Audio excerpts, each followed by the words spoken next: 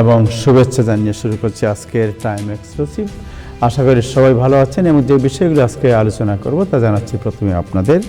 আজকের বিষয়ের মধ্যে আছে যে আগামীকাল রোববার রাত 2টোয় ঘড়ির কাঁটায় এগিয়ে যাবে 1 ঘন্টা।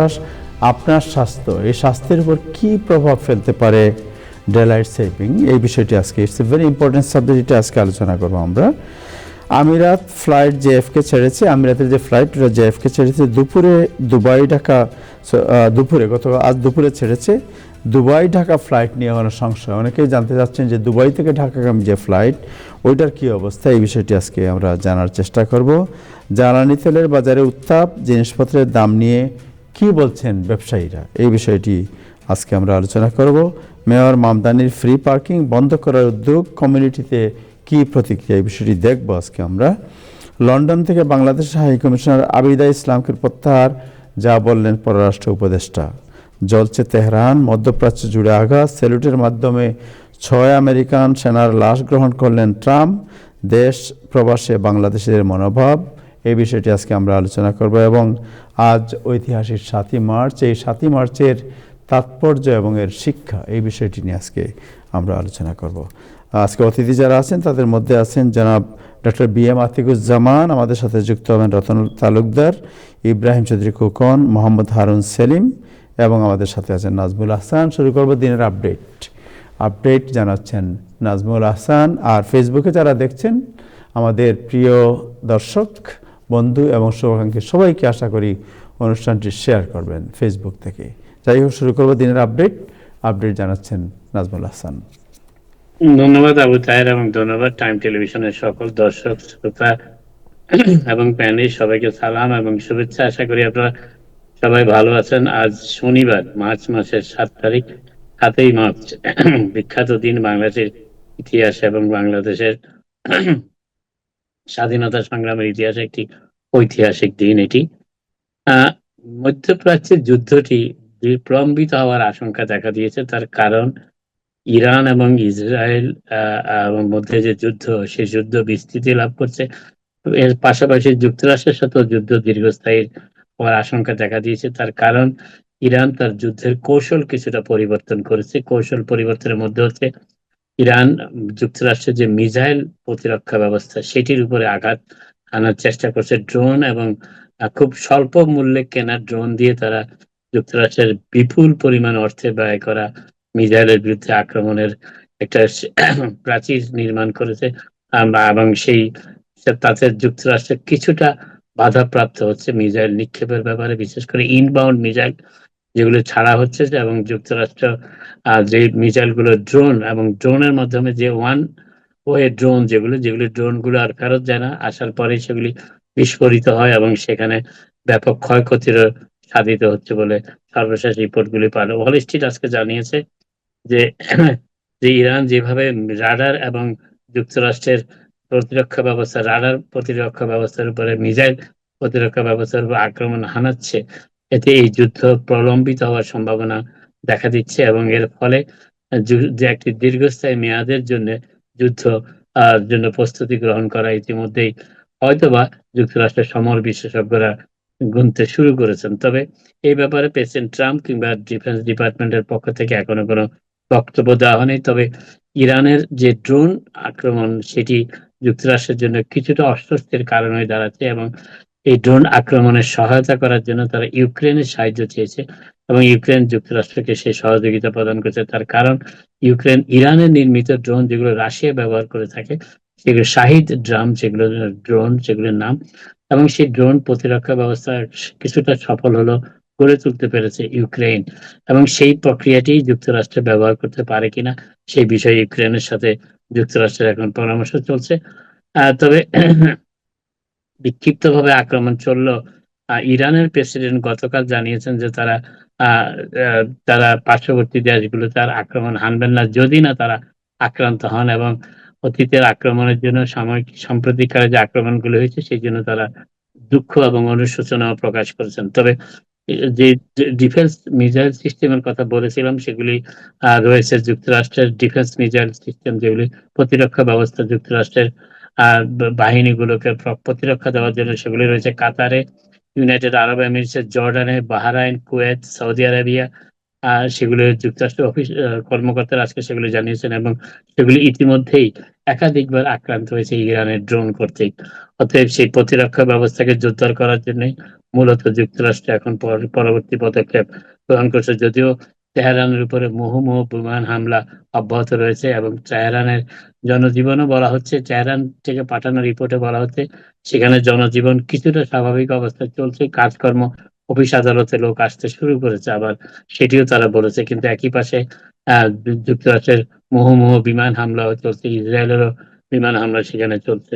তবে ইরানের কাছ থেকে তার নিকট থেকে যে সমস্ত তথ্য আছে সে সমস্ত তথ্য যাচাই বাছাইয়ের কোনো সুযোগ এখনো পৃথিবীর বিভিন্ন দেশের সংবাদ মাধ্যমে নেই। একতরফা ভাবেই মূলত খবর আসছে, এবং ইরান কিছুটা সেন্সরশিপ আরোপ করেছে এমনও প্রমাণ পাওয়া যাচ্ছে। আরেকটি বিষয় যেটি বলার চেষ্টা করেছে, ট্রাম্প আজকে 6 জন আমেরিকান সৈন্য যারা কুয়েতে নিহত হয়েছিলেন ইরানের ড্রোন আক্রমণে, তাদের সম্মানসূচক স্যালুট দিয়ে গ্রহণ করেছেন এবং তাদের পরিবার বর্গের প্রতি সমবেদনাও জানিয়েছেন। আর তবে তিনি এও উল্লেখ করেছেন যে ভবিষ্যতে আরো এই ধরনের সর্ববাহী বিমান যুক্তরাষ্ট্রে আসতে পারে মধ্যপ্রাচ্য থেকে, সে আশঙ্কার কথা তিনি আজকে তুলে ধরেছেন। একই সাথে সেই 6টি শোকসপ্ত পরিবারের প্রতি তার সমবেদনা ও সমগ্র যুক্তরাষ্ট্রবাসীর কৃতজ্ঞতা ও গভীর সমবেদনার কথা প্রকাশ করতে গিয়ে এরা কুয়েতে ইরানের ড্রোন আক্রমণে নিহত হয়েছিলেন এই 6 জন আমেরিকান সৈন্য। যুক্তরাষ্ট্রের যুদ্ধ প্রলম্বিত হচ্ছে, এর পাশাপাশি জরিপ যারা করেন তারাও বেশ জোরদার বেগবান হচ্ছেন। সর্বশেষ একটি জরিপ নেওয়া হয়েছে প্রেসিডেন্ট ট্রাম্পের এই ইরান অভিযানের পরপরই, এবং তাতে দেখা যাচ্ছে যে তাতে প্রেসিডেন্ট ট্রাম্প এমনিতেই তিনি জনমত জরিপে অনেকটা পিছিয়ে ছিলেন। তার দ্বিতীয় মেয়াদের শুরুতে তার জনমত জরিপের দিক থেকে তার অবস্থান কখনোই ভালো ছিল না, এমনকি তার 2 মেয়াদের সর্বনিম্ন পর্যায়ে চলে এসেছিলেন জরিপে। কিন্তু কিছুটা তিনি উদ্ধার করতে পেরেছিলেন তার স্টেট অব দ্য ইউনিয়ন ভাষণের পরে। কিছু মানুষ আশান্বিত হয়েছিলেন স্টেট অব দ্য ইউনিয়ন ভাষণে, কিন্তু ফেব্রুয়ারি 28 তারিখে আবার ইরান অভিযান চালানোর পর এটি আবার নিচে নামতে শুরু করেছে তার জরিপের অবস্থাটি। এবং সর্বশেষ যে অবস্থাটি আমরা দেখতে পাচ্ছি, যেটি পেশেন্ট কিছুটা রিকভার করেছিলেন ইকোনমিস্ট এবং ইউরোপ পোলে, তাতে বলা হচ্ছিল যে প্রেসিডেন্ট যে ভাষণটি দিয়েছিলেন জাতির উদ্দেশ্যে স্টেট অফ দ্য ইউনিয়ন, আর সেখানে প্রায় 57% মানুষের সমর্থন তিনি পেয়েছিলেন সে ভাষণের পর। যদিও 32% মানুষ মনে করেছিলেন ভাষণটি খুবই দুর্বল প্রকৃতির ছিল, কিন্তু 57% সমর্থন তিনি পেয়েছিলেন সেই সময়। কিন্তু সেই অবস্থাটি এখন আর নাই। সেই যুদ্ধ শুরু হওয়ার পর ফেব্রুয়ারি 28 তারিখ থেকে তার অবস্থান অনেকটা নিচে নামতে শুরু করেছে।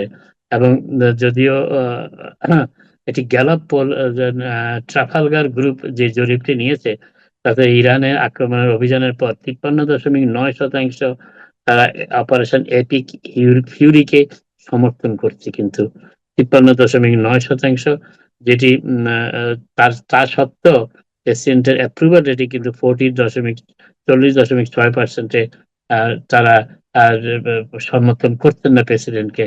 53.9% এপিক ফিউরি অর্থাৎ ইরান অভিযান সমর্থন করছেন, 40.6% সেটি ডিসঅ্যাপ্রুভ অর্থাৎ সমর্থন করছেন না। তবে প্রেসিডেন্ট ট্রাম্পের জব অ্যাপ্রুভাল রেটিং এখন 49.5%-এ এসেছে, যেটি ডিড নট খুব একটা সুবিধাজনক না হলেও অন্তত 48%-এর উপরে রয়েছে, সেটিও জরিপ নির্মাতারা আজকে প্রকাশ করেছেন। আজ রাত একটু আগে শুনেছেন আপনারা ডে লাইট সেভিংস টাইমটি শুরু হচ্ছে, এবং ডে লাইট সেভিংস টাইমটি হচ্ছে রাত 2টার সময় ঘড়ির কাঁটা 1 ঘন্টা পিছিয়ে যাবে, তখন 3টা বাজে আপনারা 1 ঘন্টা ঘুম নষ্ট করবেন। তবে এইটি যুক্তরাষ্ট্রের এই ঘড়ির কাঁটার এই ডে লাইট সেভিংস টাইমটি শুরু হয়েছে দীর্ঘদিন পরে, দ্বিতীয় বিশ্বযুদ্ধেরও আগে। এবং এটি এই বিশ্বযুদ্ধের আগে শুরু হওয়ার পরও এটি নানা পর্যায়ে বিভিন্ন সময়ে বিভিন্নভাবে আলোচিত সমালোচিত হওয়ার পর 2007 সালে এটিকে আনুষ্ঠানিক একটি রূপ দেওয়া হয় যুক্তরাষ্ট্রে। 1966 সালে এটি ইউনিফর্ম টাইম অ্যাক্টের আওতায় এটিকে প্রথম ডে লাইট সেভিংস টাইম হিসেবে আইনগত স্বীকৃতি দেওয়া হয়। কিন্তু 2007 সালে এটি পুরোপুরি কার্যকর করা শুরু হয় বছরের 2টি সময়, মার্চ মাসে এবং নভেম্বর মাসে। নভেম্বর মাসে ঘড়ির প্রথম সপ্তাহে ঘড়ির কাঁটা 1 ঘন্টা পিছিয়ে দেওয়া হয়, অর্থাৎ আপনি 1 ঘন্টা ঘুমাতে পারেন বেশি। আর মার্চ মাসে প্রথম সপ্তাহে সেটি সামনে নিয়ে আসা হয় 1 ঘন্টা, অতএব আপনারা ঘুমাতে পারেন 1 ঘন্টা কম। কিন্তু আজকে একটি গবেষণালব্ধ তথ্য থেকে জানা গেছে যে এই প্রক্রিয়াটি মানুষের স্বাস্থ্যের জন্য ভালো না। যদিও যুক্তরাষ্ট্রের বেশ কয়েকটি এলাকায় এই ডে লাইট সেভিংস টাইমটি ফলো করা হয় না। তার মধ্যে রয়েছে হাওয়াই, আরিজোনার প্রায় সকল অংশ, আরিজোনা স্টেটের Virgin Islands, Puerto Rico, Northern Mariana Islands এবং গুয়াম এবং আমেরিকান স্যামোয়ায় কোনো ডে লাইট সেভিংস টাইম অনুসরণ করা হয় না। তবে এই নেগেটিভ ইমপ্যাক্ট, যেটা নেতিবাচক প্রক্রিয়া রয়েছে ডে লাইট সেভিংস টাইমের উপরে, এবং জন হপকিন্স বিশ্ববিদ্যালয় এই বিষয়ে একটি গবেষণাও করেছে এবং তারা দেখেছে যে ট্রানজিশন চেঞ্জ, অর্থাৎ এই পরিবর্তন, ঘড়ির কাঁটার যে পরিবর্তন, সেটা অনেকের higher risk of heart attack এবং স্ট্রোক হতে পারে, এটিও বলা হচ্ছে। এবং এতে মুড চেঞ্জ হয়ে যেতে পারে, ঘুমের 1 ঘন্টা কম হওয়ার কারণে হসপিটালে ভর্তির ব্যাপারে সমস্যার সৃষ্টি হতে পারে সময়ের পরিবর্তনের কারণে। এবং অনেকের হয়তো আগে অ্যাপয়েন্টমেন্ট ছিল 1 ঘন্টা আগে, কিন্তু তাদের এখন 1 ঘন্টা পিছিয়ে যেতে হচ্ছে হসপিটালের এই সময়সীমা পরিবর্তনের কারণে। অতএব এটিও স্বাস্থ্যের জন্য ক্ষতিকর হিসেবে দেখা দিতে পারে। এবং এলিভেটেড প্রোডাকশন অফ ইনফ্ল্যামেটরি মার্কারস, আপনার শরীরে প্রদাহজনিত যে সমস্ত মার্কিং গুলো রয়েছে সেগুলি বৃদ্ধি পেতে পারে এবং স্ট্রেসের ক্ষেত্রেও সেটি প্রতিবন্ধকতার সৃষ্টি করতে পারে। এই ইউনিভার্সিটির গবেষণায়, জন হপকিন্স বিশ্ববিদ্যালয়ের গবেষণায় এই তথ্যটি পাওয়া গিয়েছে। তবে এই ব্যাপারে গবেষণারা এখনো গবেষণা চালিয়ে যাচ্ছেন।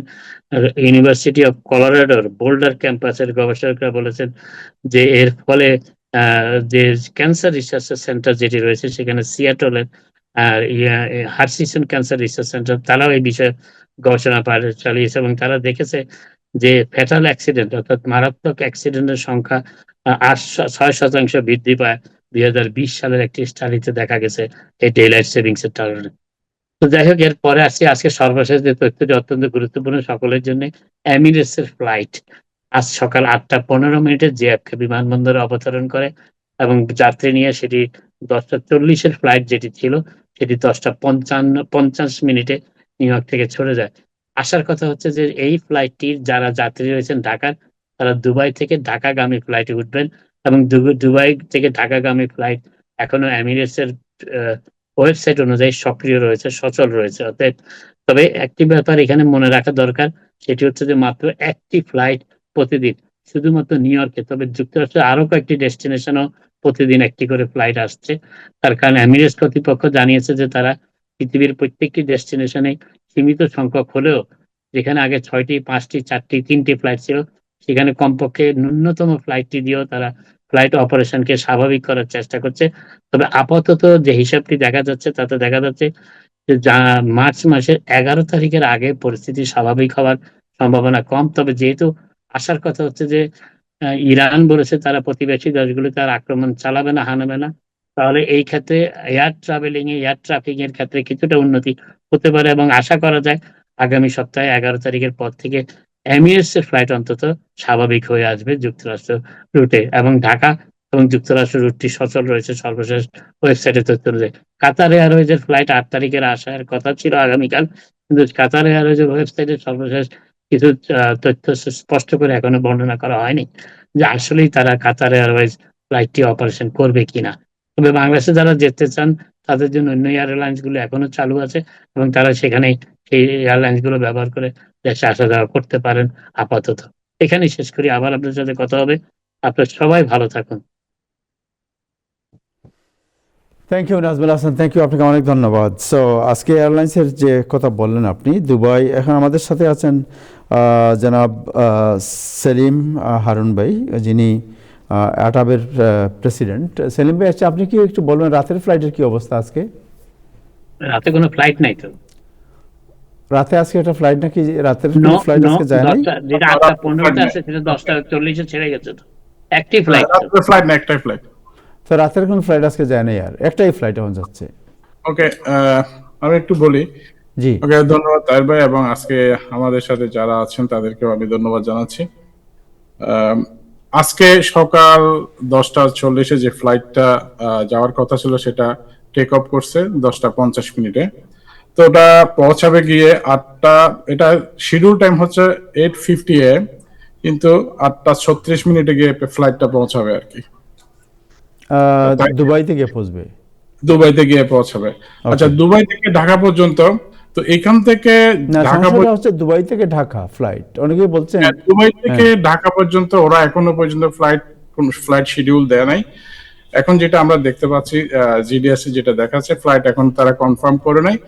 তবে মনে হচ্ছে কালকে কিংবা কালকে 8 তারিখ 9 তারিখের মধ্যে হয়তো কোনো একটা কনফার্মেশন আমরা পেতে পারি। সেটা অ্যাপ্রুভাল না পাওয়া পর্যন্ত দুবাই থেকে ঢাকা ফ্লাইট ওরা অপারেট করতে পারবে না। কারণ এখন যে ফ্লাইটটা দেখাচ্ছে তাও কি ফ্লাই দুবাই কানেকশন দিচ্ছে দুবাই থেকে, কিন্তু সরাসরি কোনো আমিরাতের কোনো ইনফরমেশন আমরা ওখানে পাচ্ছি না। তবে যতটুকু মনে হয় আগামী 9 তারিখের মধ্যে আমরা হয়তো কনফার্মেশন পাবো দুবাই থেকে ঢাকা ফ্লাইট অপারেট করতেছে কিনা, এটাই আর কি। তবে প্রথমে স্ট্যান্ডার্ড প্যাসেঞ্জার যারা আছেন দুবাইতে, প্রথমে তাদেরকে প্রায়োরিটি দিবে, তারপরে ট্রানজিট প্যাসেঞ্জার। আগে যারা এখন অনেকে দুবাইতে আটকা পড়ে আছে তাদেরকে আগে ওরা অ্যাক্সেস দিবে, তারপরে ট্রানজিট প্যাসেঞ্জারকে আর কি। তো এখন আমাদেরকে অপেক্ষা করা ছাড়া কোনো রাস্তা নেই, আমাদেরকে ওয়েট করতে হবে, দেখি কি হয়। তোরা ওরা চেষ্টা করতে, আমিরাত খুব হার্ডলি ট্রাই করতেছে ফ্লাইট দেওয়ার জন্য। কারণ এখান থেকে আরেকটা বিষয় হলো, জেএফকে থেকে ঢাকা পর্যন্ত বোর্ডিং পাস দিবে না যতক্ষণ দুবাই টু ঢাকা প্যাসেঞ্জার বা দুবাই থেকে ঢাকা পর্যন্ত ওরা কনফার্ম করতে পারবে না। আজকে যে ফ্লাইটটা গেছে হয়তো ওই ফ্লাইটে বা ঢাকার কোনো প্যাসেঞ্জার ছিল না, আর প্যাসেঞ্জার থাকলেও তাদের কাছে যদি ফ্লাইট না থাকে সেক্ষেত্রে তারা কোনো বোর্ডিং পাস ইস্যু করবে না দুবাই টু ঢাকা। ও, তাহলে কালকে অনেক বাংলাদেশি, আমার পরিচিত কয়েকজন আছেন যারা বাংলাদেশে ফ্লাই করবেন। না, তাইলে আপনি খবর নিয়ে দেখতে পারেন। আমার মনে হয় না জেএফকে থেকে তারা ফ্লাই করতে পেরেছে, কারণ জেএফকে থেকে তাদেরকে বোর্ডিং পাস দিবে না যতক্ষণ না দুবাই থেকে ঢাকা পর্যন্ত তারা ফ্লাইটের কোনো কনফার্মেশন পাবে না। ও, তাইলে তো এটা মোটামুটি ক্লিয়ার এখন যে দুবাই থেকে স্যার এই কথাই তো আমি বলতেছিলাম, আমাকেও কেউ কনফার্ম করতে পারে নাই যে ফ্লাইট দুবাই থেকে ঢাকা যাবে। সুতরাং এই অনিশ্চয়তার মধ্যে আমাদের লোকজন এখন আটকে পড়ে আছেন। জি জি জি, এখন এখান থেকে বোর্ডিং পাস দিবে না। আর ঢাকা থেকেও ঠিক সেম একইভাবে ঢাকা থেকে দুবাই পর্যন্ত আসতে পারবে, বা দুবাই থেকে জেএফকে পর্যন্ত যদি কনফার্ম না থাকে তাহলে সেই ক্ষেত্রে ঢাকা থেকে কোনো বোর্ডিং পাস ইস্যু করবে না জেএফকে প্যাসেঞ্জারের জন্য। যেখানে যে টেকনিক্যাল যে বিষয়টা, যেমন আজকে মানবজমিন পত্রিকা ঢাকা রিপোর্ট করছে, পরবর্তী নির্দেশ না দেওয়া পর্যন্ত দুবাই এমিরেটসের ফ্লাইট বন্ধ। না, ফ্লাইট ঢাকার জন্য, এটা ঢাকার জন্য, এটা দুবাই ঢাকার জন্য, ঢাকার জন্য হতে পারে। আজকে তো ফ্লাইট গেছে, আজকে সেফলি তো 8:36 এটা নাজবুল ভাই যেটা বলেছেন যে ঢাকা থেকে দুবাই পর্যন্ত বোধহয় দুবাই ঢাকার জন্য, দুবাই ঢাকার জন্য। Exactly this is right. Dhaka থেকে দুবাই ফ্লাইট বন্ধ তাহের, এখানে মূল ব্যাপার হচ্ছে যে দুবাই ঢাকা দুবাই ফ্লাইট কেন চলছে না, যেখানে ইউএস বাংলা অনবরত দুবাই ঢাকার ফ্লাইট চালাচ্ছে। প্রশ্ন আছে না নাজবুল ভাই, এখানে দুবাই এয়ারলাইন্স থেকে তো এটা অ্যাপ্রুভালটা দিতে হবে। তাদের কর্তৃপক্ষ যদি অ্যাপ্রুভাল না দেয় দুবাই থেকে ঢাকা পর্যন্ত অপারেশন মানে শুরু করার জন্য, তাহলে তো তারা ফ্লাইট চালাইতে পারবে না। এটা হয়তো বা দুবাই মেইন অফিস থেকে তাদেরকে অ্যাপ্রুভাল দেওয়া লাগবে, পারমিশন দিতে হবে, দেন তারা ফ্লাইট অপারেট করতে পারবে। সেটা বুঝছি, কিন্তু পারমিশনটা 8 কিলো কেন, সেটা হলো জানা। পারমিশনটা হয়তো একটা কার্যক্রম শুরু করতে গেলে তাদের অনেক কিছু মেনটেন করতে হয়, হয়তো ওভাবে এখনো তারা রেডি করতে পারেনি, তো যার কারণে ডিলে হচ্ছে। তো মোস্ট প্রবাবলি আমরা কালকের মধ্যে খবর পাবো ইনশাআল্লাহ। আরেকটা ব্যাপার হারুন ভাই হইতে পারে যে ঢাকা এয়ারপোর্টে কোনো এমিরেটস এর ফ্লাইট বোধহয় ছিল না, প্লেন বোধহয় ছিল না। না, তারা ফ্লাই দুবার সাথে কানেকশন দিচ্ছে তো। ফ্লাই এখনো তো যেটা আমরা জিডিএস এ দেখতেছি, তারা ফ্লাই দুবার সাথে কানেকশন দিতেছে জিডিএস এ। কিন্তু আমি যতটুকু জানছি যে দুবাইতে অনেক আটকা পড়া প্যাসেঞ্জার যারা ইউএস বাংলা এয়ার প্লেন নিয়ে বাংলাদেশে ফিরে গেছে অলরেডি। হ্যাঁ, ওটা হতে পারে, এটা ইউএস বাংলা চলতেছে আমিও শুনছি, কিন্তু আমিরাত এখনো পর্যন্ত দুবাই থেকে কোনো ফ্লাইট দেয় নাই। তবে চেষ্টা করতেছে এটা হয়তোবা 9 তারিখের মধ্যে, 9 বা 10 তারিখের মধ্যে হয়তোবা ওরা ফ্লাইট। তারা আবার বলছে তাদের ওয়েবসাইটে 11 তারিখের ভিতরে সব almost everything will be normal. কিন্তু যখন এটা সবগুলো ফ্লাইট, সরি ভাইয়া, যখন এটা বলছে তখন তো আজকেও তো নতুন করে হামলা হয়েছে দুবাই এয়ারপোর্টে। তো এগুলো পরিস্থিতি প্রতিনিয়ত পরিবর্তনশীল, আমাদের অপেক্ষা করতে হবে। We should get A clear press release or whatever. সেটা না হওয়া পর্যন্ত এখন আমরা নিশ্চিত বলতে পারতেছি না যে কি হবে। জি হ্যাঁ, সো যারা কালকে বা পরশু তাহলে যারা বাংলাদেশে যেতে চান এমিরাতের মাধ্যমে they will not allow to, They are not carrying boarding pass. তারা বোর্ডিং পাস পাবেন না, এটাই না, রাইট? বোর্ডিং পাস এখান থেকে দিবে না। দিবে না। সো হ্যাঁ, আচ্ছা, দুবাই থেকে একটা confirm হবে। বিকল্প প্রশ্ন করি আপনাকে, একটা বিকল্প প্রশ্ন। যেমন ধরুন আমি এখান থেকে দুবাই গেলাম, দুবাই গিয়ে আমি দুবাই থেকে কি কোনো ফ্লাইট আছে যেটা দিয়ে আমি যেতে পারি বাংলাদেশে অন্য হ্যাঁ, টিকিট এটা করে? করতে পারেন। হ্যাঁ, এখান থেকে আপনি কোন সামহাও কোন ফ্লাইটে আপনি দুবাই যেতে পারেন, বা দুবাই থেকে আপনি ইউএস বাংলা ইউজ করতে পারেন, অন্য ফ্লাইট ইউজ করতে পারেন। সেক্ষেত্রে হ্যাঁ, সেটা আপনি করতে পারেন, কিন্তু কানেক্টিং এত ঝামেলা করবেন কেন আপনি? ক্যাথি প্যাসিফিকে চলে যান না কেন? ক্যাথে প্যাসিফিকে অনেকে যেতে চায় না।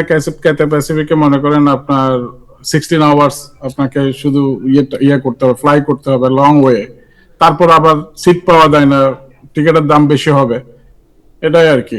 তারপর এয়ার ইন্ডিয়া আছে, এয়ার ইন্ডিয়া যাওয়া যায়। বিমানের ভাড়া বোধহয় এখন রিজনেবল ফ্রম টরন্টো। না, বিমানের ভাড়া এখন সিট থাকতে হতো তাই ভাই, সিট না থাকলে এখন আপনার এখন শুধু এয়ার ইন্ডিয়াতে সিট আছে, এয়ার ইন্ডিয়াতে। এয়ার ইন্ডিয়াতে সিট আছে। হ্যাঁ, এয়ার ইন্ডিয়ার প্যাসেঞ্জার গতকালকেও গেছে আমার, হ্যাঁ গতকালকেও গেছে। এয়ার ইন্ডিয়ার কিছু প্যাসেঞ্জার আমারও আছে, বাট চিপ আছে এখনো এয়ার ইন্ডিয়া।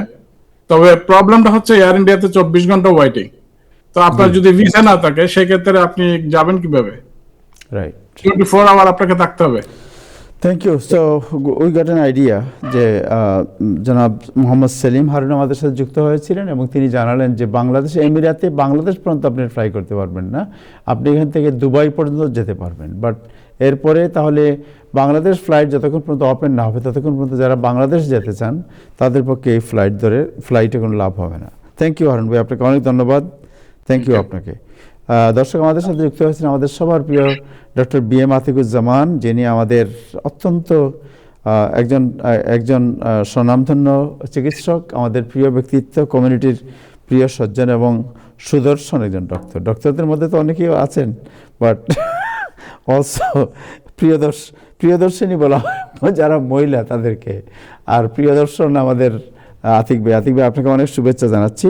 আতিক ভাই, জানতে চাই যে আপনি জানেন যে আগামীকাল রাত 2টো থেকে ঘড়ির কাঁটা 1 ঘন্টা আপনার এগিয়ে যাবে, দ্যাট মিনস রাত শর্ট হয়ে যাবে। কিন্তু আজকে অনেক দুটো রিপোর্ট দেখেছি আমি যে এই যে রাত ছোট হবে, এই ছোটো হওয়ার কারণে আমাদের স্বাস্থ্যের উপরও কিছুটা প্রভাব পড়ে, নেগেটিভ প্রভাব পড়তে পারে এর কারণে। সো এই জিনিসটা জানতে চাই যে হোয়াট কাইন্ড অফ ইম্প্যাক্ট আমাদের হেলথের উপর পড়তে পারে এবং এটাকে অ্যাভয়েড করার কোনো পথ আছে কিনা?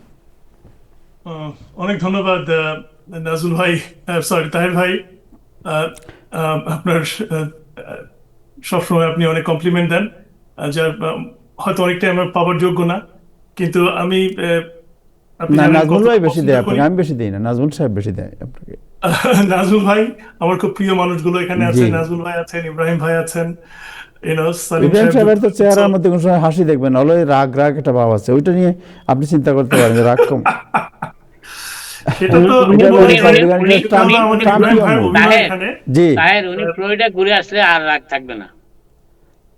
হ্যাঁ, যাবো এবার যাবো একটু হ্যাঁ, যাবো আমরা এবার যাবো। অবশ্যই আপনারা আসবেন, আপনাদেরকে নিয়ে আমাদের অরল্যান্ডোতে একটা বিরাট অনুষ্ঠান হবে। আপনাদের মতন এত এইরকম গুণবান মানুষ এবং আমাদের কমিউনিটির আমি বলি যে পিলার, আপনারা আসলে আপনাদের উপলক্ষ করে আমাদের অরল্যান্ডোতে একটা খুব thank you so much. Thank you. আপনারা খালি আমাদেরকে সময় দিবেন একটু। জি শিওর। তো আপনি তাহের ভাই অ্যাজ ইউজুয়ালি খুব ইম্পর্টেন্ট একটা টপিকস নিয়ে এসেছেন যে ডে টাইম সেভিং টাইম আমাদের শরীরের উপর কি প্রভাব পড়ে, এটা কি আমাদের শরীরের জন্য ভালো না খারাপ। তো বিশেষ করে আমাদের শরীরের যেটাকে আমরা বলি জৈবিক ঘড়ি, আমাদের শরীরের ভিতরে একটা ঘড়ি আছে যেটাকে এটা ইফেক্ট করে কিনা বা ইফেক্ট করলে সেটা কি হয়। তো শুধু আমেরিকা না, পৃথিবীর প্রায় 1/3 কান্ট্রিতে কিন্তু প্রতি বছর মার্চ মাসে ঘড়ি 1 ঘন্টা আগিয়ে নেওয়া হয়, যাকে আমরা বলি ডে লাইট সেভিং টাইম। এর উদ্দেশ্য হলো বসন্ত এবং গ্রীষ্মকালে দিনের আলোকে যাতে আমরা বেশি ব্যবহার করতে পারি, যাতে সন্ধ্যার সময়টাও কিছুটা উজ্জ্বল থাকে। সাধারণত মার্চ থেকে নভেম্বর পর্যন্ত এই ব্যবস্থা চালু থাকে এবং যেটা বলেছিলাম যে পৃথিবীর প্রায় 1/3 দেশে এটা আছে এবং সব দেশের সময়সূচি কিন্তু এক না। তবে এই সময় যে পরিবর্তনটা হচ্ছে তাতে আমাদের শরীরের জৈবিক ছন্দ বা সার্কেডিয়ান রিদম আমরা যেটাকে বলি সেটার উপরে কিন্তু প্রভাব ফেলতে পারে। মানুষের শরীরের ভিতরে, আমাদের প্রত্যেকের ভিতরে কিন্তু একটা ঘড়ি আছে সেই জন্য প্রতিদিন দেখবেন যে আপনি যে সময় খান সে সময় খিদে লাগে, যে সময় ঘুম থেকে উঠেন সে সময় ঘুম ভেঙে যায়। তো এগুলো মূলত সূর্যের আলো অন্ধকারের সাথে তাল মিলিয়ে কাজ করে। আমরা কখন ঘুমাবো, কখন জাগবো, শরীরের হরমোন কোন সময় বের হবে, সবকিছু কিন্তু এই সার্কেডিয়ান রিদমের উপর ডিপেন্ড করে।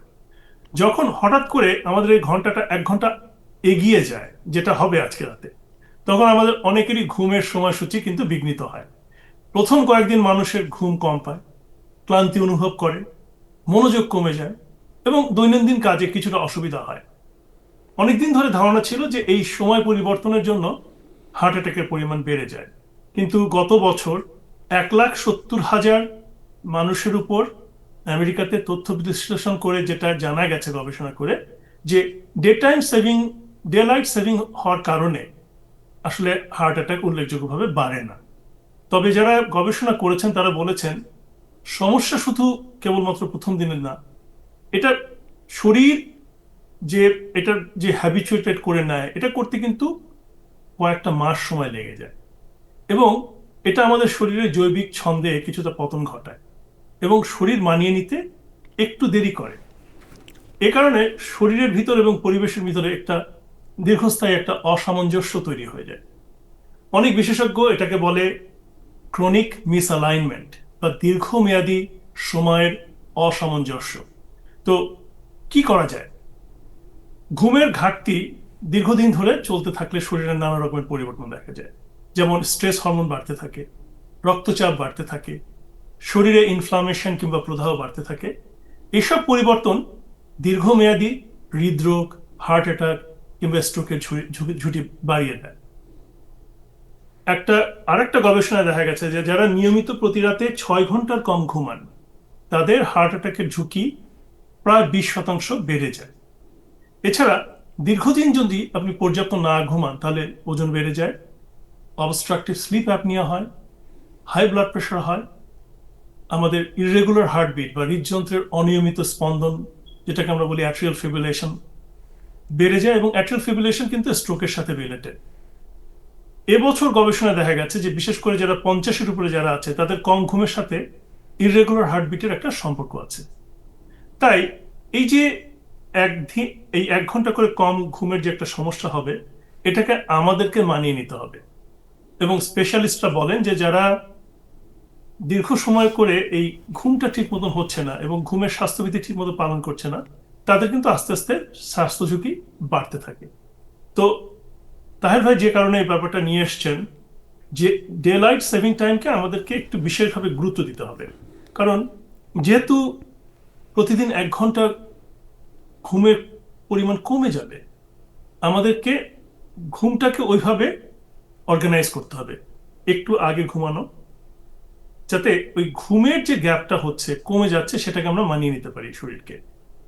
এবং এ সময় রাতে উপযুক্ত বিশ্রাম নেওয়াটা দরকার, প্রাকৃতিক আলোতে সময় কাটানো দরকার, বিশেষ করে জৈবিক ঘড়িকে আবার আগের অবস্থায় ফিরে আনাটা খুব দরকার। তো এটা হলো ফান্ডামেন্টাল জিনিস। সেখানে আপনি তেমন কিছু করতে পারবেন না, কারণ চারদিকে তো আপনার টাইম চেঞ্জ হয়ে যাচ্ছে, আপনি চাইলেও পারবেন না। তো সেক্ষেত্রে আপনাকে নিজের থেকে কাজ করতে হবে, বিশেষ করে যারা 50-এর উপরে বয়স, তাদেরকে এটাকে মনে রেখে যাতে ঘুমটা পর্যাপ্ত হয়। আগে যা ঘুমাতেন বা যেটা আমরা সবসময় বলি 7 ঘন্টা ঘুমানো, ওটা যদি করতে পারেন, এটা করতে হবে আমাদেরকে। তো এটা খুব ইম্পর্টেন্ট, আমার মনে হয় এটা সবার জন্য খুব দরকারি। তাহের ভাই, thank you. Thank you so much. But একটা সাজেশন আমার মনে হয় যে সবার প্রতি থাকা উচিত, যে আপনারা যে ফোন এবং ফোনে যে আপনার স্ক্রলিং করা, এটা তো একটা বিরাট একটা প্রবলেম সবার জন্যই।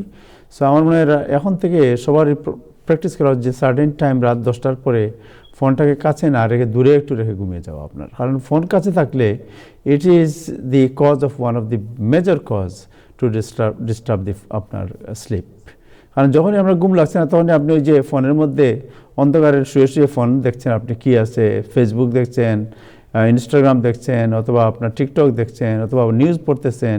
সো আলটিমেটলি হয় কি, এতে আপনার ঘুম আস্তে আস্তে সরে যাচ্ছে এবং আপনি ঘুম কমতেছে।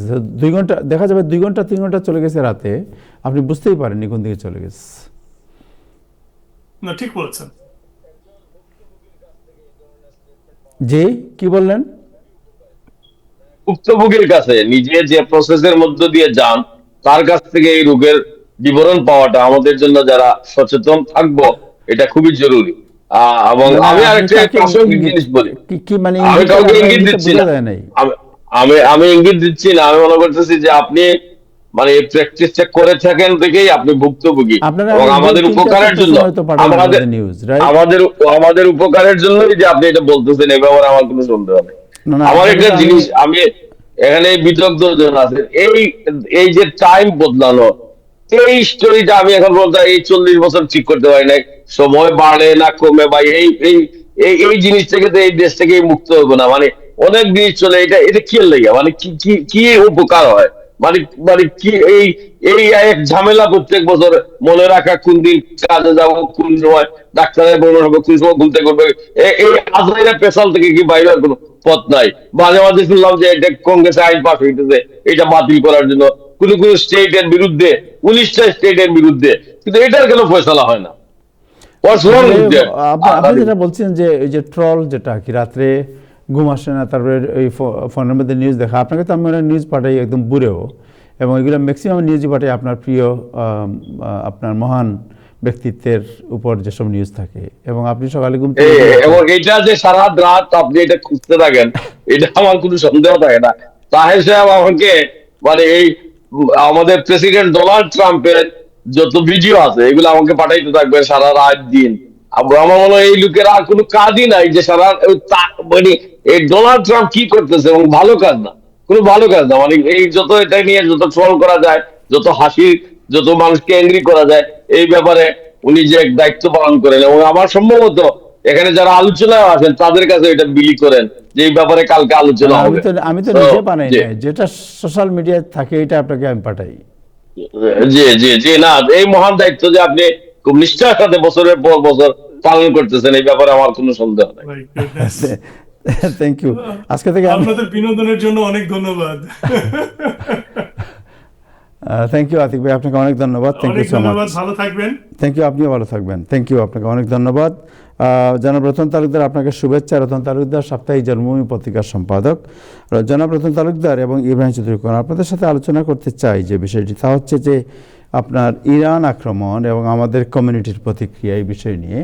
সো আমাদের কমিউনিটি কীভাবে দেখছে এই বিষয়টি, প্রথমে আমরা জনাব ইব্রাহিম চৌধুরী খোকন আপনার কাছ থেকে জানতে চাই যে ওকে, আপনি আমাদের কমিউনিটির লোকজনের সাথে অনেকের সাথে এই কথা বলেন, অনেক সোশ্যাল মিডিয়াতে অনেক কিছু ওয়াচ করেন, আপনি কি ফিল করেন ইরান আক্রমণকে কিভাবে দেখছে কমিউনিটি, বা মনে করেন যে Bangladeshi, not in US, all over the world, আপনি ইনক্লুডিং বাংলাদেশ, কিভাবে দেখছে বলে মনে হয় আপনার?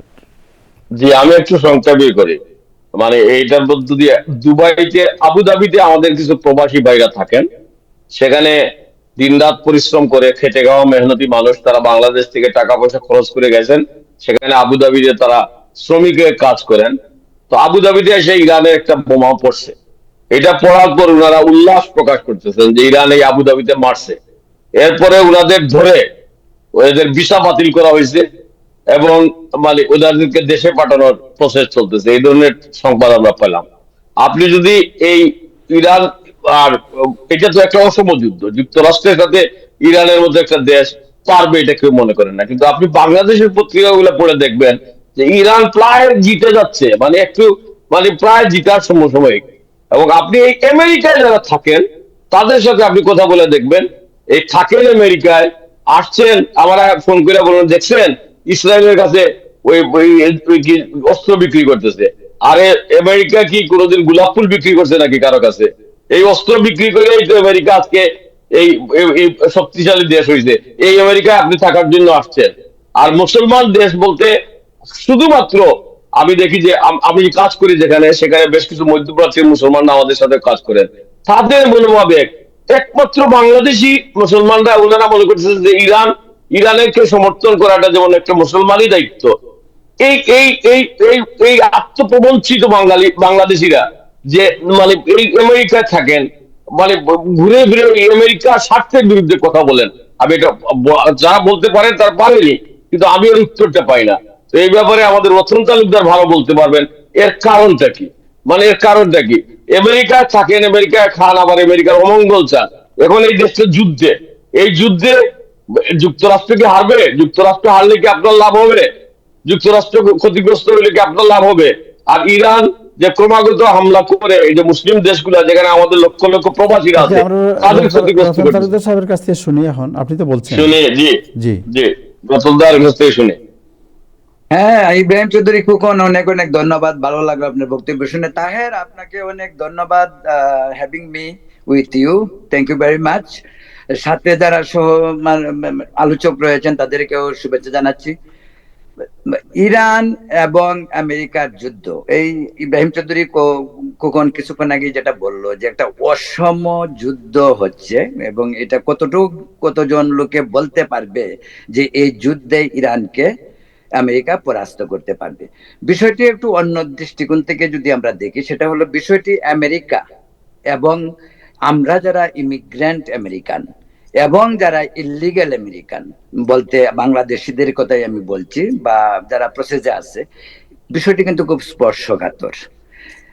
এমনিতে দেখুন, আমেরিকার প্রায় 70% লোক কিন্তু এই যুদ্ধের বিপক্ষে। আমি বাই দা ওয়ে আরেকটি কথা বলি, আমি নিজেও ব্যক্তিগতভাবে যুদ্ধের বিরুদ্ধে। আমি মানুষকে বাঁচানোর পক্ষে, মানুষকে হত্যা করার পক্ষের লোক আমি নই, যুদ্ধের পক্ষে আমি লোক নই। কিন্তু আমেরিকান যেখানে প্রায় 70% লোক যুদ্ধের বিপক্ষে, সেখানে 30% যুদ্ধের পক্ষে। সেই যুদ্ধ যদি হয় দেশপ্রেমে উদ্বুদ্ধ হয়, সেটা একটি দিক, আর সেই যুদ্ধ যদি হয় পলিটিক্যাল কারণ, সেটা আরেকটি দিক।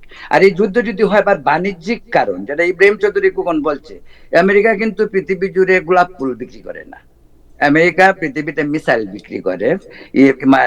যুদ্ধ যুদ্ধের জন্য, বোমা মারার জন্য যে প্লেন, সেই প্লেন বিক্রি করে।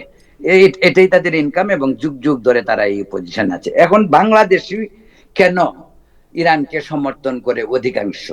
যদি আমি আমেরিকান পার্সেন্টেজ দেখি, 70 জন আমেরিকান কিন্তু যুদ্ধের বিপক্ষে। আবার আর যদি আপনি বাংলাদেশের লোকের চিন্তা করেন, তাহলে আপনি দেখবেন 100 জনের মধ্যে 98 জন যারা ইরানের পক্ষে।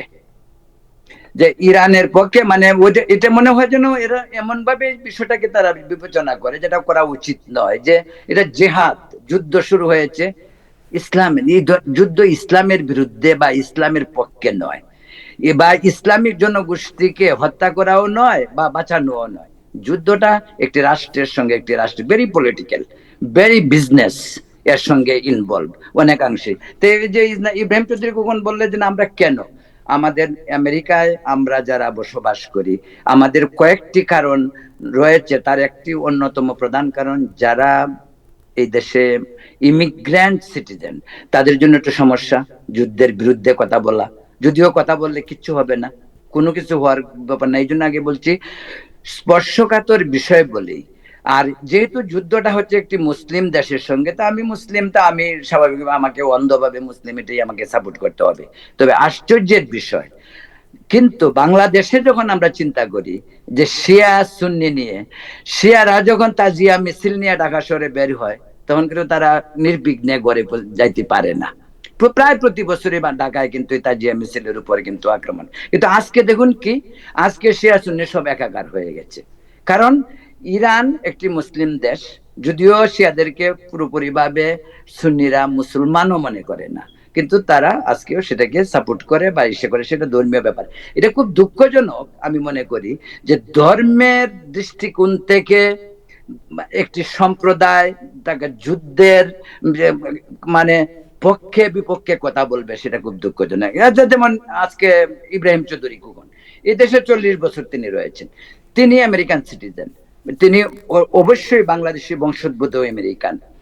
এখন উনাকে কেন সেই ইরান মুসলিম, তার জন্য উনাকে কথা বলতে হবে ইরানের পক্ষে, বা উনি আমেরিকান বাংলাদেশি বংশোদ্ভূত, তো ওনাকে কেন আমেরিকার পক্ষে কথা বলতে হবে? কিন্তু না, তিনি কিন্তু তার বিবেচনায় যেটা আসে সেটাই তিনি করবেন, এবং সেটাই হয়তো তার ওপিনিয়ন। এই জন্য বলছি যে একজন আমেরিকান যে আমেরিকায় থাকবে, সেটা ধর্মীয় বিবেচনার দিক থেকে না, কিন্তু দুঃখজনক ভাবে আমাদের কমিউনিটিতে মুসলিম মানেই তারা ইরানের সমর্থক। আর এখানে আরেকটা কথা বলি, আমি যেহেতু হিন্দুদের অভিব্যক্তিটা একটু বলা প্রয়োজন। আবার কি আশ্চর্যজনক ভাবে যারা হিন্দু, তারা কিন্তু ট্রাম্পের পক্ষে, যাই হোক তারা ট্রাম্পের পক্ষে ভোটও দিয়েছে এর আগে, কিন্তু এখানে এটা খুব কাকতালীয় ভাবে একটা জিনিসের মিল, আবার এই যুদ্ধে হিন্দুরাও কিন্তু আবার ইরানের পক্ষে নয়, আমেরিকার পক্ষে 100%। যদিও বাইরের ভারত বা বাংলাদেশের হিন্দুদের অবস্থাটা কি সেটা আমি বলতে পারবো না, অন্তত আমি নিউ ইয়র্কে বসবাসকারী এই যে 25-30 হাজার হিন্দু আছে, তো তাদের দু একজনের সঙ্গে যেরকম ভাবে আমার কথা হয়, সেটা আমার কাছে মনে হয় যে তারা ট্রাম্পের পক্ষে সেহেতু তারা এই ট্রাম্পের যুদ্ধের পক্ষেও তারা রয়েছে, আপাতত এইটুকু। সো হিন্দুদের, আপনি হিন্দু কমিউনিটির কথা যেটা বললেন, বা আপনি নিজেও বললেন যে আমি নিজেও হিন্দু, এবং হিন্দু কমিউনিটির যাদের সাথেই কথা বলছি তারা আবার ইরান আক্রমণের পক্ষে। কারণ কি? কারণ ওই যে ওই যেটা বলেন যে মুসলমান মানে ইরানের পক্ষে আর অমুসলিম মানে ইরানের বিরুদ্ধে, এরকম একটা অবস্থা নাকি? এরকম একটা অবস্থা কথা আমি বলি না, আমি বলছি যে এখানে যারা, এখানে কিন্তু আপনি ইলেকশন দেখেন, গত ট্রাম্পের 2টা ইলেকশন দেখেন, সব ইলেকশনেই তারা করছে। যেমন এই যে মামদানির ইলেকশন গেল, হিন্দুরা কিন্তু মামদানির সাপোর্টার ছিল না, কিছু কিছু হয়তো ভোট দিচ্ছে, সেটা অন্য কথা। বাস্তবতা হলো যেহেতু মুসলিম অ্যালার্জি একটি হিন্দুদের, আমি আমার মনে হয় এটা থাকা উচিত না। আমি আপাদমস্তকে একজন অসাম্প্রদায়িক লোক, কিন্তু আনফরচুনেটলি এটা হয়। যেমন আমাদের, আমি একটা এক্সাম্পল দিই তাহের, আপনি অনেক বছরই দেশে 40 বছর সাংবাদিকতা করেন, আপনাকে কে আপনার আচরণে কখনো কি, আমি তো পাই নাই অন্তত একটু সাম্প্রদায়িক দিক। হইতে পারে আপনার ভিতরে আপনি অন্য একটা জিনিসের সঙ্গে ইনভলভ থাকতে পারেন, কিন্তু বাহিরে তাহের কিন্তু অসাম্প্রদায়িক তাহের। যেমন ইব্রাহিম চৌধুরী খোকন, তাকে কিন্তু আমি মনে করি একজন অসাম্প্রদায়িক, আপাদমস্তকে অসাম্প্রদায়িক লোক, কোনো ফেক আচরণ তার এটাতে নেই। কিন্তু এখন ঘটনা হলো, কেউ যদি, যেমন এক্সট্রিমিস্ট মুসলিম আছে তেমন এক্সট্রিমিস্ট হিন্দুও রয়েছে, এবং হিন্দুরা আপনাকে বুঝতে হবে ঘরে তারা নির্যাতিত, বৈষম্যের শিকার হয়ে না, দাঁড়ায়। আপনার যেটা আপনি বলছেন যে আপনার ঘরে তো গিয়ে আমি নিজে ইফতার খেয়েছি, আপনি ইফতারে দাওয়াত দিয়েছেন আমাকে, আমি তো আপনার বাসায় গিয়ে ইফতার খেয়েছি, রাইট? এই এই এই ঘটনা তো আমাদের মধ্যে আছে। না, এটা আমাদের ব্যাপারটা না, আমি বলছি যে মানে আমরা মানুষ হিসেবে মানুষকে সবসময় বিবেচনা করি। আমি তো ধর্ম আমাদেরকে বিভক্তি টানে না এখানে। কিন্তু সেটাই বলছে যে আনফরচুনেটলি ধর্মই এখন আমাদেরকে বিভেদের মূল জায়গায় দাঁড় করিয়েছে, একটা মাত্র কারণে। এটা বিশেষ করে বাংলাদেশের হিন্দুদের কথা বলছি, তারা কিন্তু দেশে নির্যাতিত, এটা আপনাকে অস্বীকার করলে উপায় নাই। সেখানে তারা বিভিন্নভাবে বৈষম্যের শিকার, হত্যার শিকার হোক, মন্দির ভাঙ্গা হোক, বিভিন্ন ভাবে নারী নির্যাতন হোক, দর্শন হোক, এগুলি তো হয়েছে, ঘটনা তো সত্য। তো সে, এই যদি তাদের প্রতি আমার আচরণ হয়, তারা আমাকে কেন সমর্থন করবে, তারা কেন আমাকে আদর করবে? সে ভেরি ন্যাচারাল, বাস্তবতা হলো সেইটা। মহাদেশের যে মানে যে ধর্মীয় রাজনীতি, ধর্মীয় এটা মানে চলতেছে সেই ব্রিটিশ আমল থেকে, এখান থেকে আমরা বেরিয়ে আসতে পারি নাই। আপনি ওই ডোনাল্ড ট্রাম্পকে কেন হিন্দুরা ভোট দেন? যেহেতু মুসলমানরা ডোনাল্ড ট্রাম্পের বিপক্ষে। এই যে মানে, কিন্তু আমার মানে বক্তব্য হচ্ছে যে কোনো সময় তো আমার স্বার্থটা দেখতে হবে, আমার স্বার্থটা দেখবে। এখন এই ইরান ইরান যুদ্ধ, যেটা ইরান যুদ্ধ, আমাদের স্বার্থটা কি? আমাদের বাংলাদেশি মুসলমানদের, বাংলাদেশি শ্রমিকদের, অধিকাংশ লক্ষ লক্ষ শ্রমিক, কোটি শ্রমিক যে সমস্ত দেশগুলো আছে, সেই দেশগুলাকে কে সমর্থন দিতেছে? আমেরিকা দিতেছে। সেই দেশগুলাকে ইরানের হাত থেকে এখন বাঁচানোর জন্য কে সমর্থন দিতেছে? আমেরিকা দিতেছে। আমি এই আমেরিকায় থাকি, এই আমেরিকার যুদ্ধের বিরুদ্ধে থাকা এক জিনিস, আমি স্বভাবতই যুদ্ধের বিরুদ্ধে, কিন্তু যুদ্ধ যখন লেগে গেছে, এই যুদ্ধে আমি একটা সফল পরিসমাপ্তি, এই যুদ্ধে যুক্তরাষ্ট্র প্রমাণিত হোক, এই যুদ্ধে যুক্তরাষ্ট্র বিজয়ী হোক, এখানে তো আমি এখানেই চাবো, যেহেতু এই যুক্তরাষ্ট্রের বিজয়ের উপর আমার অনেক কিছু নির্ভর করতেছে। আমি আমাদের স্বার্থের বিষয়টা দেখতেছি আমি এখানে। Thank you so much, thank you. যাই হোক, এটা আমার মনে হয় এই বিষয়ে অন্য একটি বিষয়ে আলোচনা করি আমরা। সেলিম ভাই, আপনার কাছে একটু লেটেস্ট ডেভেলপমেন্ট নেব একেবারে শেষে। বা আজকে 7ই মার্চ, এর আগে তত্ত্বাবধায়ক সরকার, অন্তর্বর্তী সরকার ক্ষমতায় ছিল, এবং অন্তর্বর্তী সরকারের সময় বলা হয়েছে এটা যে চরমপন্থীরা ক্ষমতায়, তারা ইয়ে করতে দিচ্ছে না। বাট আজকে এখন তো একটি গণতান্ত্রিক সরকার ক্ষমতায়, মানে নির্বাচিত সরকার ক্ষমতায় আছে। বাট আজকে বাংলাদেশে আপনাদের দৃষ্টিতে 7ই মার্চ পালনের যে ধারা বা যে ট্রেডিশন, গত 1 বছর তত্ত্বাবধায়ক সরকার ছিল, আজকে বিএনপি সরকার ক্ষমতায় আছে, what is the difference you watch? Ibrahim Chowdhury Khokon. যে আপনার প্রশ্নটা কি, যে মানে বাংলাদেশে 7ই মার্চ কিভাবে পালিত হচ্ছে বর্তমান না না বাস্তবতা, না, এটাই আমি তো। বলছি যে না, অন্তর্বর্তী সরকারের সময় তো বলা হচ্ছিল যে এটা মানে চরমপন্থীরা ক্ষমতার মধ্যে আছে, ওরা ইতিহাস বিকৃত করতে যাচ্ছে অনেক কিছু, এবং 7ই মার্চ পালন করার হয়নি। বাট এখন তো নির্বাচিত সরকার ক্ষমতায়, রাইট? সো আগের এই 1 বছরের সরকারের আর বর্তমান আজকে নতুন সরকার, আজকে দুই সরকারের মধ্যে পার্থক্য কি দেখছেন 7ই মার্চ নিয়ে? না, 7ই মার্চে নিয়ে এখন একটা সহজ অবস্থা বিরাজ করতেছে, এবং আমরা মনে করি যে গত অন্তর্বর্তীকালীন সরকারের সময় যে জামাতে ইসলাম এবং অন্যান্য রক্ষণশীল মহলের যে যে প্রভাব ছিল, সেই প্রভাবে 7ই মার্চ খুব সহজভাবে পালিত হোক। অনেকেই বঙ্গবন্ধুর ছবি বা 7ই মার্চের কথা উচ্চারণ করতে কুণ্ঠিত ছিলেন। এটা এই নির্বাচনের মধ্য দিয়ে, যেহেতু রাষ্ট্রযন্ত্রের কোনো মূল কাঠামোগত বা শ্রেণীগত কোনো পরিবর্তন হয় নাই, আমি মনে করি এবার অনেক সহজভাবে এই 7ই মার্চের বিষয়টা উচ্চারিত হচ্ছে। এবং বাংলাদেশের মানুষ, আপনি দেখেন গ্রামে গঞ্জে বঙ্গবন্ধুকে স্মরণ করতেছে, এবং এটা এই সরকারের মাধ্যমে মানে আওয়ামী লীগ সহ অনেকেই এই একটা সহজ অবস্থা বিরাজ করতেছে এখন। এবং এই সহজ অবস্থায় 7ই মার্চ যে বাংলাদেশের জন্য, বাংলাদেশের স্বাধীনতার জন্য, মুক্তির আন্দোলনের জন্য একটা প্রাসঙ্গিক, এটা একটা স্পষ্টভাবে এই বছর বলা যাচ্ছে, এবং অনেকেই এটা স্বস্তি মনে করতেছেন। সো আপনি যেটা বললেন, আমি তো সরকার প্রধানের কোনো বাণীও দেখলাম না, কোনো উদ্যোগ নাই, কিছুই নাই। এবং আমি দেখেছি একটু আগে রিপোর্ট দেখলাম পত্রিকায় যে 7ই মার্চ পালনের উদ্যোগ নেওয়ার পরিপ্রেক্ষিতে বিএনপি লোকরা তাদেরকে মারধর করেছে। জি, আমি এই ব্যাপারে যদি তাহের কিছু মনে না করেন, আমি জি বলতে চাই এটাই। আমি ইব্রাহিম চৌধুরী খোকনের একটা পোস্ট মানে ইসেতে পড়লাম, মানে কি বলে সোশ্যাল মিডিয়ায়। ভালো, কারণ আমি তার কাছ থেকে ওইটাই আশা করি। আমি নিজেও কালকে একটা প্রোগ্রাম করছি, কিন্তু আপনাকে জি। একটা জিনিস বলি, তারেক রহমান দেশে আসার আগের বিএনপি, দেশে আসার পরের বিএনপির মাঝে কিন্তু বিস্তর ফারাক। আবার এখন যে সরকার, বিএনপি সরকার, সেই বিএনপি সরকার মার্চের 12 তারিখে হচ্ছে নির্বাচন, মানে সংসদ বসবে। এই সংসদ বসার পরে আপনি আর বিএনপির আরেকটা রূপ দেখতে পাবেন।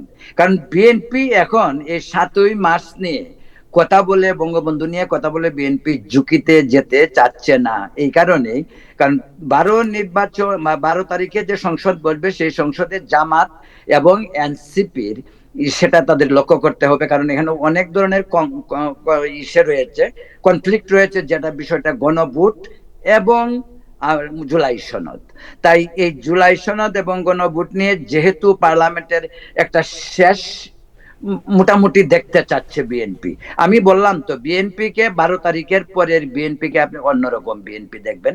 তারেক রহমান আসার আগের বিএনপি, তারেক রহমান দেশে আসার পরের বিএনপি, 12 মার্চ হবে সংসদ বসবে, তখন এই জুলাই সনদ এবং ওইগুলি নিয়ে কথা বলার পরের বিএনপি অন্যরকম হবে। তাই বিএনপি এখন 7ই মার্চের ব্যাপারটিকে গুরুত্বে নিতে চাচ্ছে না বা দেখাতে চাচ্ছে না। এই কারণে তারা আওয়ামী লীগ নিয়ে কিন্তু বিএনপি কিন্তু খুব একটা বেশি কথা বলছে তা না, বরং বিএনপি এক ধরনের দড়ি মাছ না চুই পানি এরকম ভাবে অ্যাক্ট করতেছে। তা আমার মনে হয় না, আপনি যেটা বলছেন আপনার কথা ঠিক আছে, বাট আমি একটা, এই যে মানবজমিন পত্রিকার রিপোর্ট আছে, সেটা হলো যে রাজধানীর শাহবাগে বঙ্গবন্ধুর 7 মার্চের ভাষণ নিয়ে উত্তেজনা সৃষ্টি হয়েছে। শনিবার রাত 9:30টার দিকে শাহবাগ থানার সামনে রিকশার মধ্যে একটি সাউন্ড বক্সে ভাষণ বাজানোকে কেন্দ্র করে ঘটনা ঘটে। রাজধানীর এর আগে রাজধানীর চানকারপুলে বঙ্গবন্ধু 7ই মার্চের ভাষণ সাউন্ড বক্সে বাজানোর ঘটনায় নিষিদ্ধ ছাত্রলীগের আসিফ আহমদ এক নেতাকে পুলিশ আটক করেছে। এ সময় ঘটনাস্থল থেকে ব্যবহৃত সাউন্ড ছিনিয়ে নেওয়া হয় এবং আসিফ ঢাকা বিশ্ববিদ্যালয়ের শহীদুল্লাহ নিষিদ্ধ ছাত্রলীগের কর্মসংস্থান সম্পাদক, সেখান থেকে আসিফ আহমদ দুজনকে আটক করে শাহবাগ নিয়ে আসে পুলিশ। তাইলে ইব্রাহিম চৌধুরী যেটা বললেন যে অবাধে কোথায় হচ্ছে, পুলিশ তো ধরে নিয়ে যাচ্ছে। অবাধে হচ্ছে না, কিন্তু এটাও যে হচ্ছে, এই যে 12 তারিখের পরে এই অবস্থার পরিবর্তন না, ঘটবে, তা ধরে এবং এই পরিবর্তন ঘটবে বলে আমরা মনে করি। পরিবর্তন ঘটবে যদি, এখনো তো পুলিশ ধরে নিয়ে যাচ্ছে। এখন ধরে আছে, কিন্তু আগে ওই ধরে নেওয়ার জন্য কোনো সাহসই করে নাই গত বছর কেউ বাজাইতে। আপনি যে মনে আছে, রাইট আফটার দি কোলাপস, তখন একটা না, এরপর তাহার আরেকটা ছিল। সোশ্যাল মিডিয়ায় এইবার যে পরিমাণ বঙ্গবন্ধুর ছবি দিয়ে সাথে মার্চ নিয়ে কথাবার্তা দেখলাম, এটু কিন্তু গত বছর ছিল না, বুঝছেন? এবং গত বিএনপি কিন্তু একটি লোক কোনো প্রতিবাদ করেনি, কিন্তু তারা কিছু বলেনি। এটাও আপনি লক্ষ্য করবেন যে বিএনপি আমরা যদি রতন তালুকদার, আমরা যদি বিএনপির রাজনীতি খেয়াল করি, বিএনপির রাজনীতিতে 7 মার্চ বাদ দিয়ে বিএনপির রাজনীতি হতো নাই। সুতরাং এইবার তারা বাড়াবাড়ি করতেছে না, কিন্তু ক্ষমতা গ্রহণ যখন তারা পুরোপুরি পাকাভুক্ত করবেন, তারা যখন সংসদে বসে মন্ত্রিসভা গঠন করেছেন অলরেডি, তারা রাষ্ট্রপতি নিয়োগ করবেন, এরপরে আমরা দেখবো প্রকৃত বাস্তবতায় বিএনপি কিভাবে প্লে করতেছে। কিন্তু যে 7 মার্চের ভাষণ, মুক্তিযুদ্ধের আহ্বান, মুক্তিযুদ্ধের লড়াই, এসবের বাদ দিয়ে তো বিএনপির কোনো রাজনীতি নাই। বিএনপির রাজনীতি ওইটাকে লেটস ওয়াচ কি করে বিএনপি, আমরা দেখি এটা। আমরা দুটো জিনিস একটু সংক্ষেপে যাব, তারপরে সেলিমের কাছে যাব। প্রথমে হলো যে এই যে এই যুদ্ধ নিয়ে আপনার আমাদের কমিউনিটির মধ্যে অনেকেই বলছেন জিনিসপত্রের দাম বাড়ছে। টিকিটের দাম তো ইতিমধ্যে সেলিম ভাই বলছেন বিভিন্ন জায়গায় বেড়ে গেছে, অলরেডি টিকিট পাওয়াই যায় না, এয়ারলাইন বন্ধ। নিত্য প্রয়োজনীয় যেটা গ্রোসারি সামগ্রী, এইটা নিয়ে একটি রিপোর্ট টাইম টেলিভিশনে প্রকাশ করা হয়েছে। রিপোর্টটি আমরা দেখবো একটু, তারপরে 1 মিনিট আলোচনা করবো। আরেকটি রিপোর্ট দেখবো মেয়র মামদানির যে আপনার ট্রাফিক নিয়ে তিনি এই যে ফ্রি পার্কিং আপনি তো তাহের আসল কথা বললেন না, তেলের দাম কিন্তু প্রায় 45% বাড়ছে, 50 সেন্টের মতো বেড়ে গেছে অলমোস্ট। হ্যাঁ, এটা 45-50 এরকম বাড়ছে। রাইট। সো আমরা রিপোর্টটা দেখি একটু, তারপরে আমরা কথা বলবো। আমরা প্রথমে দেখি যে নিত্য প্রয়োজনীয় জিনিস নিয়ে যে রিপোর্টটি এয়ার করা হচ্ছে, এই রিপোর্টটি আমরা দেখি একটু। সাউন্ড শুনতে পাচ্ছি না আমরা। যুদ্ধ একটা ব্যয়বহুল জিনিস। এখানে যেহেতু গালফ মধ্যে থেকে 20% অয়েল হরমুজ প্রণালী দিয়ে আসে, তো ওখানে যেহেতু যুদ্ধ, অবশ্যই এটার ইম্প্যাক্ট পড়তে অলরেডি শুরু হয়ে গেছে। আপনার পেট্রোল ডিজেলের মাধ্যমে অনেক কিছু মেশিনারিজ ইউজ হয়, সেজন্য অবশ্যই আপনার অবশ্যই দাম বেড়ে যাবে সব কিছু, এবং অলরেডি ইম্প্যাক্ট পড়া একটু শুরু হচ্ছে, এবং সামনে আরও একটু হবে। কোন দিকে যায় এটা যুদ্ধ পরিস্থিতির উপর নির্ভর করবে। যুদ্ধ হয়তো যদি সহসাৎ শেষ হয়ে যায় হয়তো নর্মাল থাকবে, আর যদি সহসাৎ না হয়, দীর্ঘতর হয়, তাহলে ইম্প্যাক্টটা আরো গুরুতর হবে এবং আরো ভয়ানক হওয়ার সম্ভাবনা খুব বেশি। আমার মেইন আড়ত হলো পেঁয়াজের মধ্যে অনেক ধরনের পেঁয়াজ আছে। পেঁয়াজের সাথে সাথে আবার আছে vegetable, Bangladeshi vegetable, Indian vegetable, যেগুলো নিত্য প্রয়োজনীয়। যে গ্রোসারি সুপার মার্কেটে যে ভেজিটেবল গুলো আমরা বাংলাদেশিরা, ইন্ডিয়ানরা, পাকিস্তানিরা যেগুলা বেশি ইউজ করি, এগুলোই মূলত।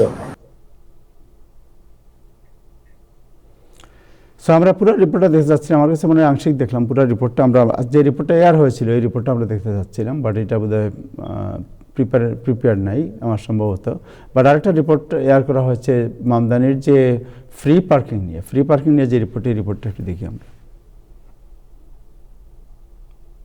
ফ্রি স্ট্রিট পার্কিংয়ের বদলে মিটারযুক্ত বা মিটার ভিত্তিক পার্কিং চালু হতে পারে নিউ ইয়র্ক সিটিতে। মেয়র জোহরান মামদানি এবং প্রশাসনের শীর্ষ কর্মকর্তারা রাস্তার পাশের বিনামূল্যের পার্কিং ব্যবস্থায় পরিবর্তনের সম্ভাবনা নিয়ে সম্প্রতি আলোচনা করছেন। আগামীতে কার্যকর হলে আমাদের সবার জন্য খারাপ হবে, কারণ আমরা যারা মনে করেন কর্মজীবী আছি, কাজ শেষে হয়তো আমরা বাজার সাথে করবো, গাড়িটা রাখবো, সপ্তাহে একদিন ফ্রি পাই। সেই ফ্রি পার্কিংটা যদি না থাকে, বাসার সামনে যদি পার্কিং আমরা পয়সা দিয়ে করতে হয়, সেটা তো কেউ আমরা গাড়ি রাখতে পারবো না। পয়সা দিয়ে সবসময় গাড়ি রাখা সম্ভব না, এটা ফ্রি করাই উচিত। বাজেট ঘাটতি মোকাবেলায় নতুন আয়ের উৎস খোঁজার অংশ হিসেবে এই বিষয়টি বিবেচনা করা হচ্ছে বলে জানিয়েছেন সিটি হলের কর্মকর্তারা। ফার্স্ট ডেপুটি মেয়র ডিন ফুলিহ্যান সম্প্রতি এক অনুষ্ঠানে বলেছেন, সিটির বাজেট ঘাটতি মোকাবেলায় নতুন আয়ের উৎস খোঁজা হচ্ছে, আর পার্কিং ব্যবস্থায় পরিবর্তনের প্রস্তাব সেই বৃহত্তর আলোচনারই একটি অংশ। আমাদের মিটার নাকি উঠাই দিবে, তবে এই মিটারগুলো যদি উঠাই দেওয়া হয় আমাদের জন্য খুবই খারাপ হয়ে যাবে, কারণ আমরা কোথাও গাড়ি রাখতে পারবো না। আর আমরা যদি গাড়ি না রাখতে পারি, আমরা মার্কেটে আসতে পারবো না। মার্কেট না হলে তাদের অর্থনৈতিক অবস্থা দিনের পর দিন খারাপ তো হবেই, যারা বিজনেস করে, এবং আমরা যে সাধারণ মানুষ, আমাদের জন্য খুব খারাপ অবস্থা আমরা করে যাব। কারণ আমরা মনে করেন যে 1 মাইল দূরে থেকে গাড়ি রেখে আইটি আসার পরে আমরা বাজার করব, আমরা সেই সুযোগটা আমরা পাবো না, আমরা সেই বাজারটা করতে পারবো না। এতে সবার জন্য খারাপ অবস্থা আমরা করে যাব। বর্তমানে নিউ ইয়র্ক সিটিতে বিপুল সংখ্যক রাস্তার পার্কিং স্পেস থাকলেও খুব অল্প অংশে মিটার রয়েছে। বিশেষজ্ঞদের মতে আরও বেশি জায়গায় মিটার চালু করা হলে শহরের রাজস্ব বাড়তে পারে এবং সেই অর্থ পরিবহন ও অবকাঠামো উন্নয়নে ব্যয় করা সম্ভব হবে। সানডে যেটা হচ্ছে মিটার পার্ক, এটা তো আজকে থেকে না, তো এটা তো অনেক আগ থেকে। এটা কোনো মেয়রই আসছে যে এটা যে বন্ধ করবে এরকম না, তো সে তো আর তাকে দোষ দিতে তো লাভ নেই, কারণ সে তো আগে থেকেই বলছে যে আমি সোশ্যালিস্ট। বাঙালির তো আনা বুঝে ভোট দিচ্ছে, সোশ্যালিস্টদের ভোট দেবে কেন? সমাজতন্ত্রের কাজ কি? সমাজতন্ত্রের কাজ হচ্ছে গরিব ধনীর পকেট থেকে টাকা আনবে, আনিয়ে গরিবকে বলবে। এখন আপনি ওই যে ঘাটতি মেটানোর জন্য এগুলো করবে, কারণ সে তো আগেই বলছে, সে তো এক কথায় বলে দিচ্ছে আমি সোশ্যালিস্ট। তবে এর সম্ভাবনা নিয়ে বাসিন্দা ও ব্যবসায়ীদের মধ্যে উদ্বেগও দেখা দিয়েছে। অনেকের আশঙ্কা এতে সাধারণ মানুষের ওপর বাড়তি আর্থিক চাপ পড়বে। যদিও প্রশাসন বলছে এখনও কোনো চূড়ান্ত সিদ্ধান্ত হয়নি, বিষয়টি বাজেট ও পরিবহন নীতির বৃহত্তর আলোচনার অংশ হিসেবেই বিবেচনায় রয়েছে। Sadia Afroz, time television, new York. So উনি বললেন যে অত সমাজতন্ত্রী অত যা বলবো, কি বলেন আপনি সমাজতন্ত্রী ইব্রাহিম চৌধুরী? না, ওনার বক্তব্যের মধ্যে যে ক্ষোভটা কাজ করতেছে, রতন তালুকদার সমাজতন্ত্রী, ওনার বক্তব্যের মধ্যে যে ক্ষোভটা, নাগরিক ক্ষোভটা, এটা খুবই প্রাসঙ্গিক। শুনেন, মানুষ যখন বিক্ষুব্ধ হয় এটা বলবে। এবং জোহরান মামদানি যখন সমাজতন্ত্রী বলে ভোট নিলেন, সাধারণ মানুষের জন্য তিনি কাজ করবেন, এবং এই গাড়িগুলা রাস্তায় কে পার করে? সাধারণ শ্রমজীবী মানুষরা কাজ করে আছে। এই সুযোগটা যদি বন্ধ হয়, এটা খুবই অজনপ্রিয় সিদ্ধান্ত হবে। পাশাপাশি আমাদের দেখতে হবে যে আমরা এই যে ফ্রি বাস দিয়ে দিব, এইটা ফ্রি করব, এইসবের মধ্যে যে এই যে আশ্বাস, এই আশ্বাস দেওয়া সহজ, এই টাকা পয়সা আসবে কোত্থেকে? এখানে তো আর কেউ সাহায্য দিবে না। যে আমি শর্ট করে বলতে চাই যে এটা খুবই অজনপ্রিয় সিদ্ধান্ত হবে। এই সিদ্ধান্তের মধ্য দিয়ে মানে জোহরান মামদানির জনপ্রিয়তা কমবে, এবং এটা খুবই অপ্রত্যাশিত। আমি মনে করি এই ধরনের নাগরিক অবান্ধব কোন সিদ্ধান্ত নেওয়া তার পক্ষে থ্যাংক ইউ রতন তালুকদার, আপনার না, আমি সংক্ষেপে শেষ করবো। তাহের, আমার কথা হলো যে নির্বাচনের আগে এবং পরে বাস্তবতা কথা বলা, সেটা আপনারা খুব ভালো করে জানেন। জোহরান মামদানি কিন্তু শুধু এই যে ফ্রি পার্কিং নয়, বাড়ির মালিক যারা, তাদের ট্যাক্স মানে বাড়ানো হয়েছে। এই যে সিটির অজুহাতটা কি? অজুহাতটা সিটির ফান্ড। সিটির ফান্ডের জন্য সেন্ট্রাল গভর্নমেন্টের কাছে যায় না কেন? সেখানে তার ট্রাম্পের সঙ্গে তার খুব একটা সম্পর্ক ভালো না। আবার ট্রাম্পকে সে একটু কি সে করে, যেমন এই একজনকে এর মধ্যে রিলিজও করেছে, কলম্বিয়া বিশ্ববিদ্যালয়ের যে ছাত্রী। তো জোহরান মামদানির আগের ইসে আর এখনের ইসে, আপনারা যারা দীর্ঘদিন নিউ ইয়র্কে থাকেন, অনেক মেয়র আমরা দেখছি, কোনোদিন কিন্তু এই যে ফ্রি পার্কিং বলতে সানডে পার্কিংটা কখনো ইসে করে না। কিন্তু এখন আনফরচুনেটলি এগুলি হচ্ছে, এবং সে আর করবে, সে আরো হার্ড লাইনে যাবে। এইটুকু বলতে পারি, সে আরো নির্বাচনী প্রতিশ্রুতি তার সবকিছু সে রক্ষা করতে পারবে না। এবং এইটুকু আমি বলতে পারি, Zohran Mamdani will be the one time mayor of this city. Thank you. Selim ভাই, এনি কমেন্ট? আনমিউট করতে হবে, আপনার সাউন্ড মিউট করা আছে, আনমিউট করতে হবে। সেলিম ভাই যাচ্ছে না, মিউট, আপনি আনমিউট করেন।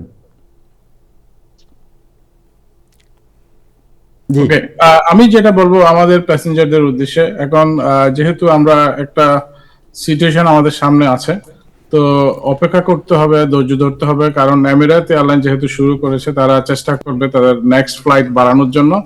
তবে হয়তোবা আরো 2-1 দিন সময় লাগতে পারে। এমিরাত যেটা পারবে অন্য কোনো এয়ারলাইন সেটা পারবে না, যেহেতু এমিরাত হলো ওয়ার্ল্ড বিগেস্ট এয়ারলাইন। তাদের ফ্লাইট এভরি ডে 3-4টা করে ফ্লাইট অপারেট করে এখান থেকে জেএফকে টু ঢাকা। তো কথা হচ্ছে আমাদের অপেক্ষা করতে হবে, হয়তোবা 11-12 তারিখের দিকে আমরা পৌঁছাইতে পারবো, হয়তো তারা ফ্লাইট আবার সবকিছু রেগুলার করবে আর কি, এই প্রত্যাশা রাখতেছি। সবাই ধৈর্য ধরে।